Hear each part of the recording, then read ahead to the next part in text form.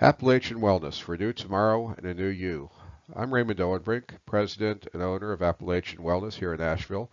Today we're going to talk about SIRS, correcting the anti-diuretic hormone, ADH, and osmolality dysregulation. ADH osmolality dysregulation occurs with SIRS. What does this mean? Normally, the physiologic response to dehydration, which is common in SIRS, would be that the osmolality increases. Too much salt, not enough water in the bloodstream. And as that happens, ADH, anti-diuretic hormone, causes the kidneys to resorb more water to try to dilute the excess salt in the blood. So if the ADH is high, the osmolality should also be high. As the osmolality drops, the ADH should also drop. They could run in the same direction under normal circumstances. This doesn't happen with SIRS, however. SIRS will break this pattern. A careful history may elicit static-like electrical shocks, often with salt accumulation on the skin, thirst, frequent urination, and claw-like cramping of the hands, with severe muscle cramps in other areas as well. It can also aggravate restless leg syndrome. SIRS patients are prone to dehydration. The normal physiologic responses to dehydration begin with individual cells giving up some of their water to the extracellular space, both extravascular outside the blood vessels and intravascular within the blood vessels.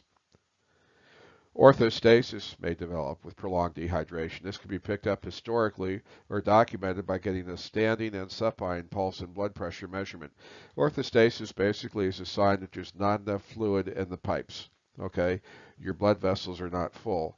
So if you go from a sitting or standing position, sitting or laying down position, and you suddenly stand up, you get dizzy and woozy and almost fall over, maybe you do faint, because there's not enough blood getting up to your brain. You're relatively depleted intravascularly. There's just not enough fluid to get up to the brain, and you briefly lose consciousness.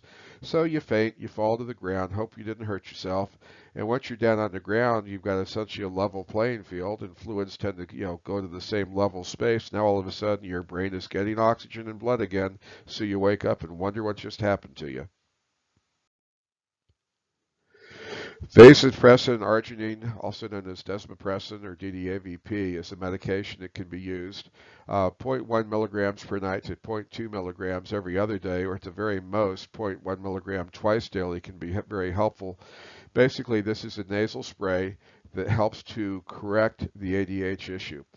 It causes fluid retention. It's good to monitor daily weights and weekly electrolyte, especially low sodium and potassium elevations, as this can happen with these medications. DDAVP can also be used to correct acquired von Willebrand syndrome, which develops in some SIRS patients, and that's noted with easy bleeding and bruising. So if easy bleeding, bruising, heavy periods occur, it's a good idea to run the von Willebrand profile and see if that's what's going on, and if so, maybe short-term use of some DDAVP as we correct the SIRS process, and as the SIRS process corrects, the von Willebrands will also correct. Adrenocorticotropic hormone, adrenal dysregulation can also occur. ACTH causes the adrenal glands to produce more cortisol. And again, dysregulation will occur. Usually with ACTH increases, cortisol increases, and we'll get more into that in the future. Typically, this will all correct nicely once VIP, if necessary, and other abnormalities of SIRS are corrected.